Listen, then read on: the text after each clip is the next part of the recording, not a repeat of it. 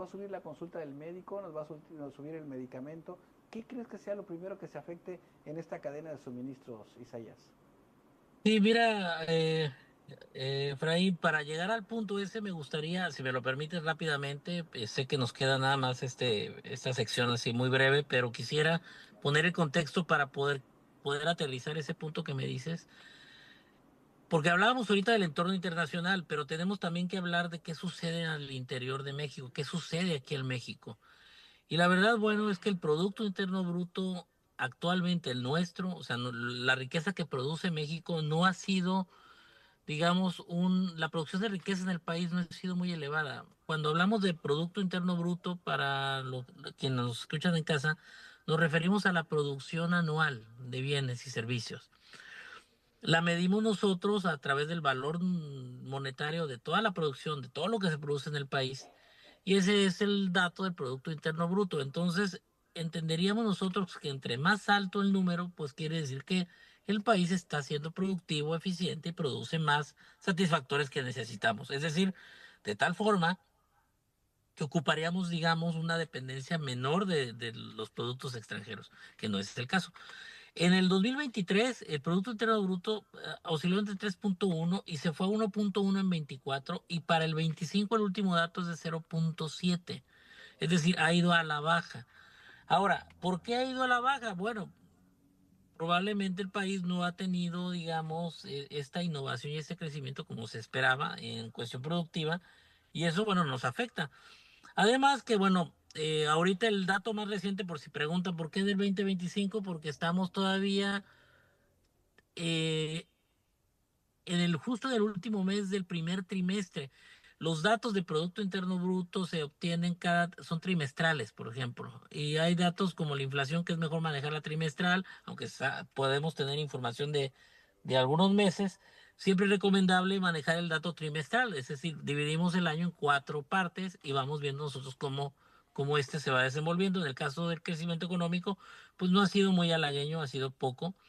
Tenemos también una inflación, esto es importante, inflación nuestra, México. O sea, hace rato hablamos de los impactos de la inflación a nivel internacional, pero la inflación en México, que se puede ver también amenazada con todo esto que hablábamos del contexto internacional, actualmente en enero hay un incremento en la inflación general.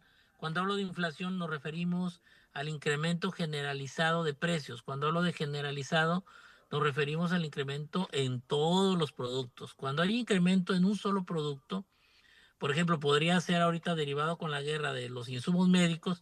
Si solo se incrementan los insumos médicos por el transporte, no podríamos hablar de una inflación nada más, pero cuando son todos los bienes los que están subiendo la cuantía del precio, hablamos de un incremento generalizado y por tanto hablamos de inflación. Ese se calcula y lo calcula INEGI a través el Índice Nacional de Precios. Este, de precios al consumidor, que vienen siendo los precios que usted paga de una canasta básica, y así calculamos este porcentaje. Actualmente en enero, les decía, subió a 3.79%. Claro. O sea, hubo un incremento. Habíamos venido teniendo una experiencia internacional, y en México también, de un decremento de la inflación porque se había estado combatiendo. Lo habíamos platicado en otras ocasiones aquí contigo, amigo, que después de la pandemia hubo una inflación que se volvió persistente porque era una inflación generada porque los gobiernos inyectaron dinero a sus economías de manera artificial. Tardamos mucho, desde la pandemia estamos hablando del 2020 con un pico en el 23, y en el 25 ya habíamos logrado disminuirla, pero ahorita justo en el momento en que empieza a disminuir, tenemos este tipo de situaciones que presenciamos ahorita en enero, y hay un dato que tomamos los economistas que se llama inflación subyacente, que es la inflación general, pero le vamos a quitar nosotros los bienes que son altamente especulativos. ¿Qué es esto de altamente especulativo? Que son fácilmente susceptibles a subir de precio solo por el run run o los rumores que se corren. ¿Cuáles son? Combustibles y sobre todo los bienes primarios, o sea, los del agro.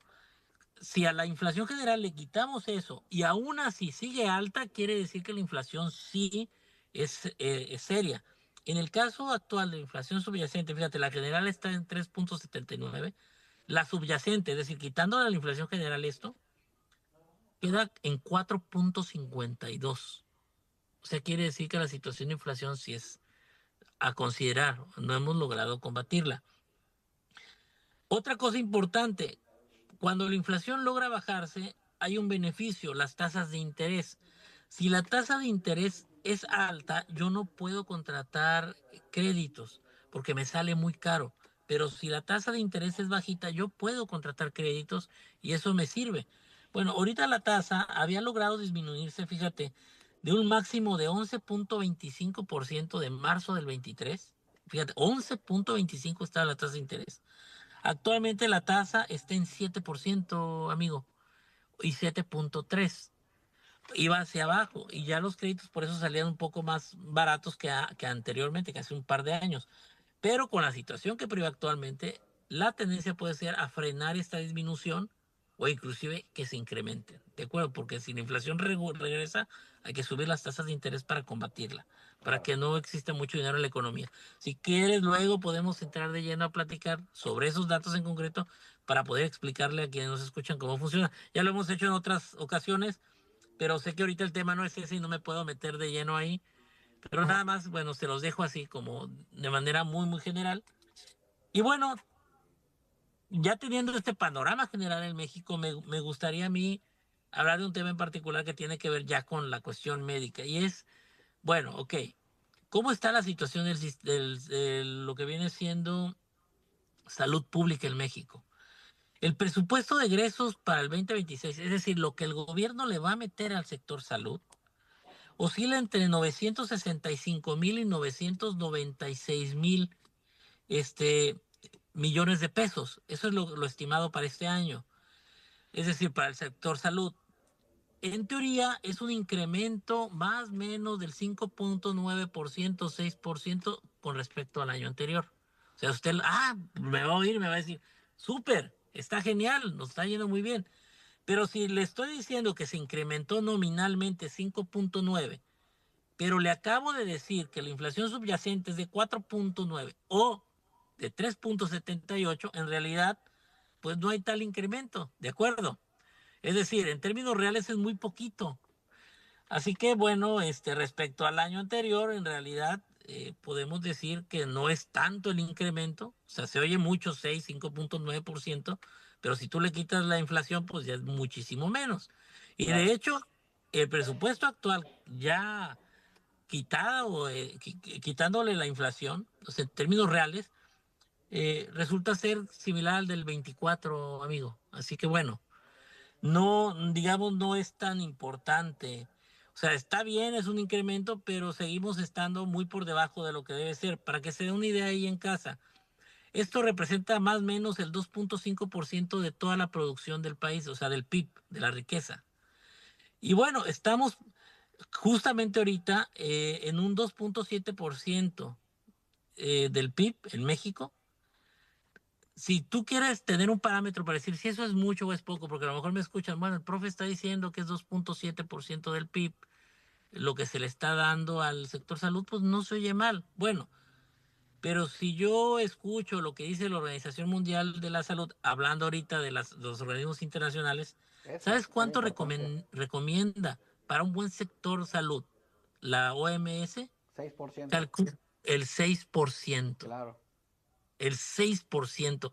Y 2.7 está lejísimos del 6%. Así es. Así que eso nos habla de que la situación está delicada para el país. Además, de este presupuesto del que le estoy hablando, la mayor parte se lo lleva el IMSS, pero ahorita con la idea del IMSS Bienestar se va ahí. Y ustedes saben que no tenemos ahorita, voy a ser muy claro con esto, no me vas a dejar mentir tú, Efraín, porque lo ves día a día. Estamos batallando para los insumos, estamos batallando para el medicamento, no hay la proveeduría suficiente y el servicio médico público, no el privado, el público, pues sigue siendo un problema porque la gente que no tiene acceso al sistema de salud está batallando. Y por otro lado tenemos que la gente que se atiende privado va a tener el problema de toda la inflación que estamos hablando que va a impactar directamente por todos estos fenómenos geopolíticos que estamos viendo en los precios de los productos.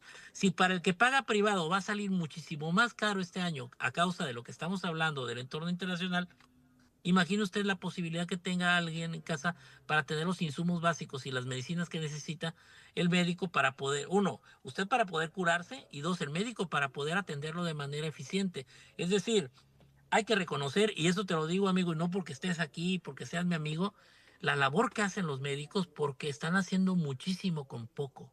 Eso es. Isaías, la verdad es que nos quedamos con esa frase, hacer muchísimo con poco, nos vamos a enfrentar con eso, y más en época de guerra, y